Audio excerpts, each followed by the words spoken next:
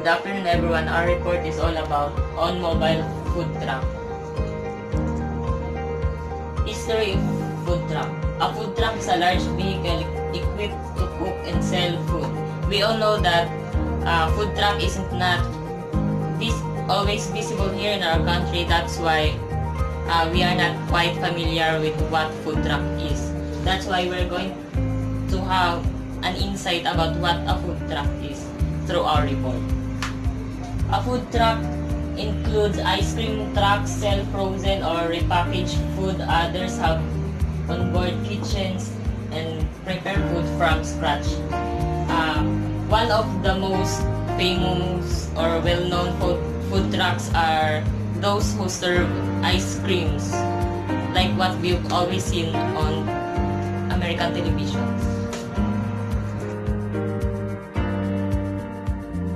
One of the examples of food trucks are the Luke's Lobsters.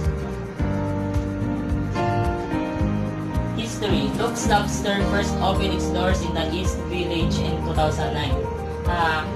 Luke's Lobster was founded by two fresh graduates from a university which don't have any idea upon creating a business.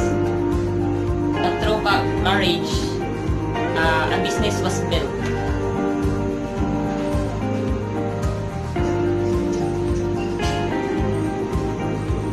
Mission. At Luke's Lobster, we work to preserve and strengthen our host communities for the future to ensure we can keep bringing you the world's best tasting seafood. In Luke's Lobster, they serve the best seafoods and they select or they get their food supplies from their trusted suppliers. Concept. At Luke's Lobster, they serve mainly lobster, crabs, shrimps, rolls at the affordable price, fusing it with a grilled cheese sandwich. As you can see the picture, they are serving mostly seafood because that are their main products, fusing it with sandwich for better food experience. Sustainable sourcing.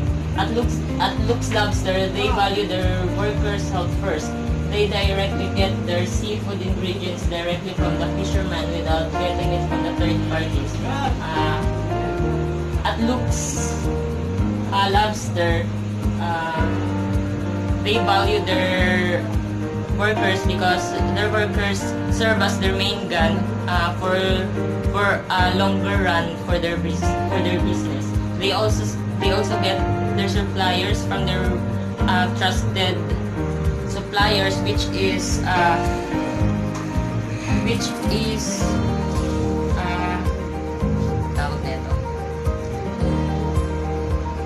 known from their family, because at Luke's Lobster, they have business partnership which is runs through years.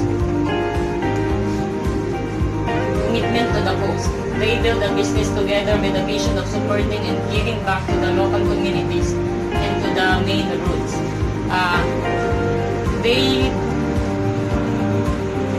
They give back as the business continues to grow. They make sure that the products they get, which are the lobsters and other seafoods, are not that di napapabayaan yung kalidad, at saka pinapalagaan nila yung karagatan kasi doon sila kumukuha ng mga products nila. Service. Keeping in touch with the customers are the essence of bringing this food truck in town. At Luke's Lobster, they serve the products at a timely manner to satisfy the customers. That's why Luke's Lobster, they have restaurant and they have a lot of branches, but since the demands are getting bigger, they decided to build a food truck to serve a greater amount of customers. Menus. These are the menu of the Lux lobster roll, crab roll, shrimp roll, soup, and drinks. Their products.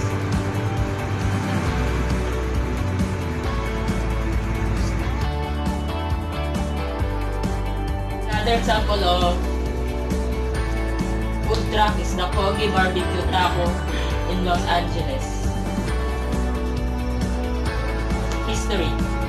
Kogi rolled out in November 19, 2008 at midnight and is founded by Chef Roy Choi.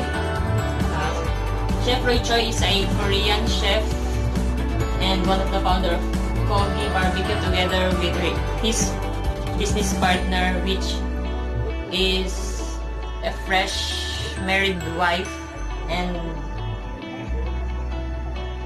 yun.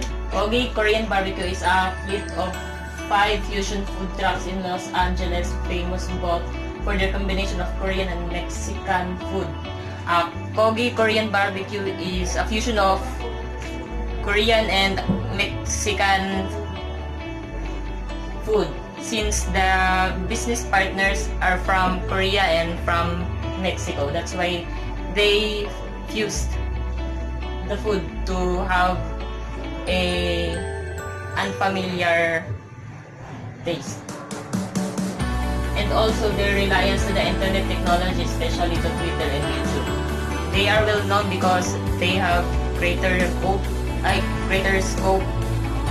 They send their products through Twitter and YouTube to have a broader customers reach. How does it started? Its owner founder Mark Manguera, a Filipino-American married into a Korean family and was partnered with a great chef named Roy Choi. That's what I said earlier. Hindrance in running the food truck. Since the food truck is not that famous at that time it was founded, there's a lot of hindrance. One of those are they are being chased by the club of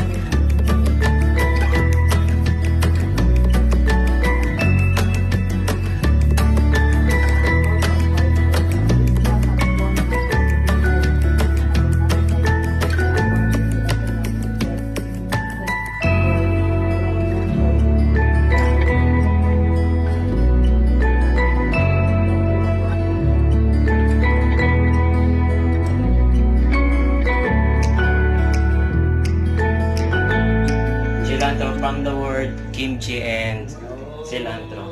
Located at Austin, Texas, and owned by J. Kim. J. Kim was born in Korea, and at the age of 11, he migrated in US. At the age of 21, he opened his first food business named Foothill Coffee. History. Barbecue. Gelato barbecue is Korean Mexican fusion mobile camp with one employee which opened in Austin and Fort Hood, Texas areas in 2010. Concept. Two distinct cultures staples aiming to reinvent tradition Korean and Mexican. Ayon din kay J. Kim, kaya ganun yung concept ng mga pagkain nila kasi bukod sa ang nationality niya is Korean, mahilig din daw siya sa Mexican cuisine food. So ito yung mga bestseller ng product nila, kimchi fries and Korean barbecue. So bukod sa mga tao, may ilang pa silang mga product na mas kilala. Food truck franchise. So ngayon may 3 food truck sila serving around Texas, and ngayon may restaurant din sila na 6 na branch located at South Lamar, 6 Trailer, Mueller, South Shore, Burnett, and Domain